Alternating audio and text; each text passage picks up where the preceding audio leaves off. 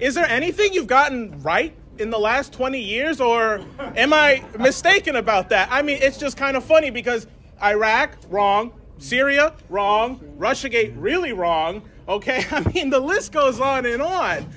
All right, guys, so we got to talk about a protest that happened at Columbia University in the wake of Tucker Carlson getting fired from Fox News, as protesters showed up to Columbia University, anti-war protesters. I believe that these guys are libertarians. I've done videos about these guys before.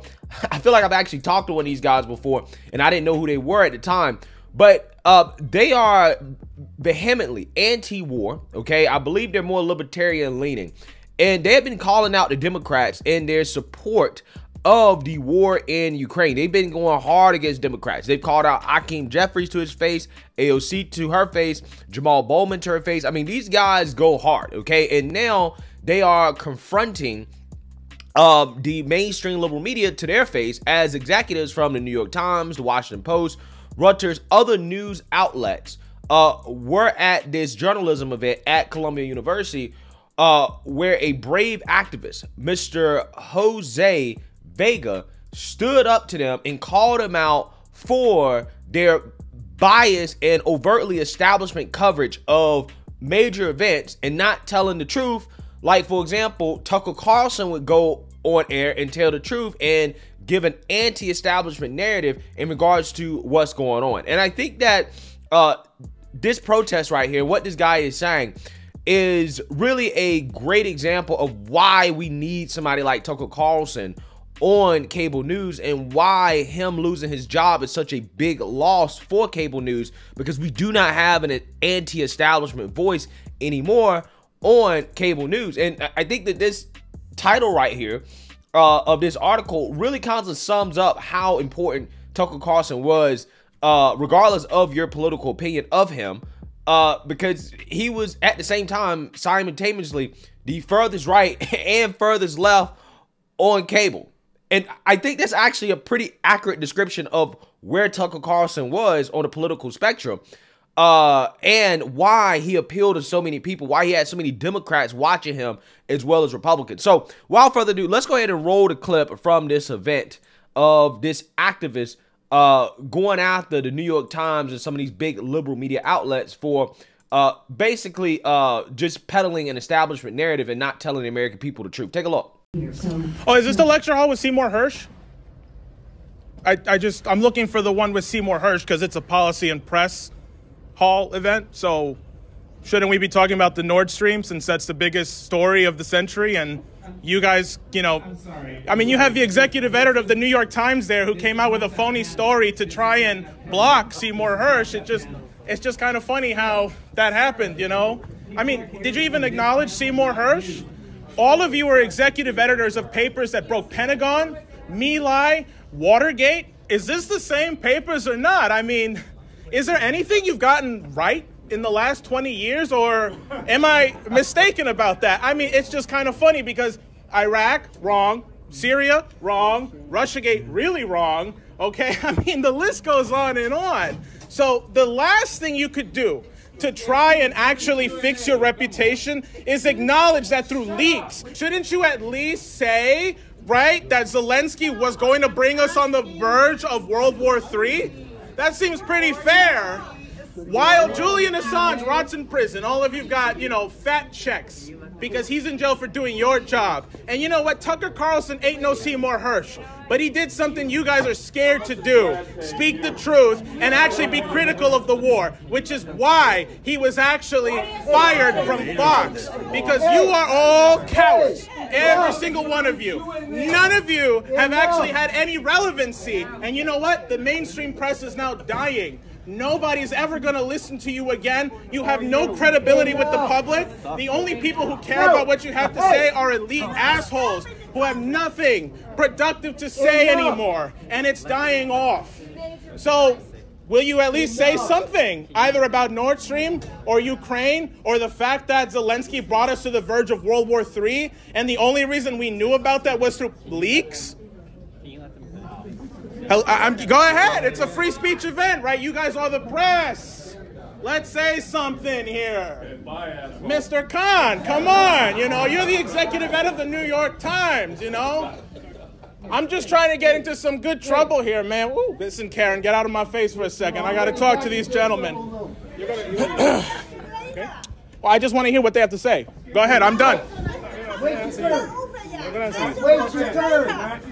not going to tell them to you. Come. Wait your turn. You could project if we can't. I would just say I think it's important to hear everybody's point of view. Yeah. So thank you. All right. I do think that we need to give our moderator a chance to ask other questions. We're on the verge of World War III. Some of the people in the audience also do so. Let's go. Really, thank you. Say something about this bombing. We blew up the Nord Stream pipeline. Listen, don't stand there while there are people rotting in prison. Nobody said anything about Uhuru, right? The socialists who are in jail for being critical of this war. God damn it. That's it. Let's go. Let's go. At least say something about the people in jail for being critical of this war. They don't deserve to be in prison right now.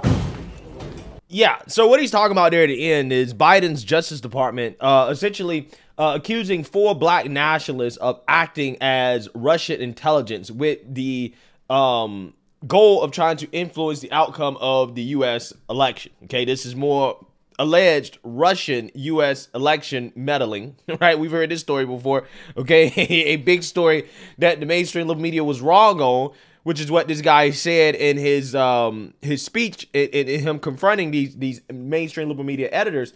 But yeah, that is what he's referring to, okay? You have people that are being locked up for being critical of, you know, U.S. intervention and our stance on this war with Ukraine and Russia, which, again, in my opinion, you know, I think that there's questions about whether or not we should be trying harder to achieve peace, to come to some type of peace agreement with Russia and to basically have a ceasefire, okay, to basically bring an end to this war. However, we're not asking enough questions about possible escalations that could be coming from our side of the aisle in regards to this war. Like, for example, the bombing of the Nord Stream pipeline, which nobody except Tucker Carlson was willing to ask questions about. And I want to actually show you guys a clip of a recent interview that Tucker Carlson did with President Trump, in which he asked Trump about this issue. And again, it's stuff like this is why Tucker Carlson was such an important voice on mainstream media. Take a look. So the destruction of the Nord Stream pipeline, the natural gas pipeline that carried, well, natural gas from East to Western Europe, was the single most profound act of environmental terrorism in history. It released more deadly CO2 into the atmosphere. It was also an attack on our NATO allies. Our NATO allies are the beneficiaries of that natural gas pipeline. Germany, which is the core of European NATO, suffered. So the Biden administration was talking about how much it loves NATO, attacked NATO, and they did it. They promised to carry it out. They haven't really denied that they did it. So during an interview with Donald Trump yesterday, we thought we'd ask, who does he think did it? We previewed the answer last night. Here's the full exchange. Who blew up the Nord Stream pipeline? I don't want to get our country in trouble, so I won't answer it. But I can tell you who it wasn't, was Russia. Yeah. How about when they blamed Russia? You know, they said Russia blew up their own pipeline. You got a kick out of that one, too. It wasn't Russia. So I won't answer the question only because I don't want to get our country any deeper than they already are. But it sort of all starts. We have the most incredible equipment. I rebuilt our whole military. We have things that are, you can do anything. We're equipped to do anything. But I refuse to say it because I want our country to be pristine. But it was... in many ways, blowing it up was very bad because it really created a lot of problems for Europe in terms of the cost of energy. Oh, yeah. But they shouldn't have ever been. I had that pipeline stopped, Nord Stream 2. I had it stopped, totally stopped. When Biden came in, he approved it, and they immediately started the finishing action. I had Nord Stream because I said, for Germany and Europe to get their energy from Russia, that was when I said I sent Angela Merkel the flag. I sent her the white flag of surrender. She said, but why do you do that? I said, you've been fighting Russia for many years. If you ever have to fight with Russia and they control energy, you might as well just take the white flag of surrender. And that's what I did. So that was blown up, and very dangerous to do it. But I think most people know who did it. So once we start blowing up other people's critical infrastructure, is there a concern ours could get blown up in return? Well, I think it's much more than infrastructure you're talking about. Look, we could end up in World War III over this whole thing. Forget about pipeline. We are closer. I believe it's the most dangerous period of time in history. Number one, because we have people on top that are incompetent. That's number one. And again, China's fine if you know how to deal. Russia, if you know how to deal. Russia wasn't going into Ukraine with me. China wasn't going into Taiwan with me. I mean, now all you see is, China with ships all over the place and sending airplanes and bombers. That wasn't happening with me. He knew you can't do it. And also, Russia knew you can't do it. They would have never done it. The most dangerous period of time because of weaponry, because of nuclear, because of weaponry, most dangerous period of time in the history of our country and in the history of the world right now. And we have an incompetent person at the top. Yeah, so who in the mainstream liberal media is willing to sit down and do that type of interview with Trump and to ask that type of question, right? If this was MSNBC or CNN or, ABC or NBC conducting that interview, they'd be talking about, I don't know, January 6th or something. Tucker, again, was the only guy that would be willing to at least ask questions, to question the establishment and to try to get closer to the truth. Now, again, regardless of how you feel about the Ukraine-Russia war, whatever, which me personally, hey, I hope that Ukraine can stick it out, okay? I hope they can defend their territory. But I don't want to see this war get escalated to the point where, we're actually losing our own troops, okay? Which, hey, allegedly, we have troops on the ground there, okay? Allegedly, okay? We have some people on the ground.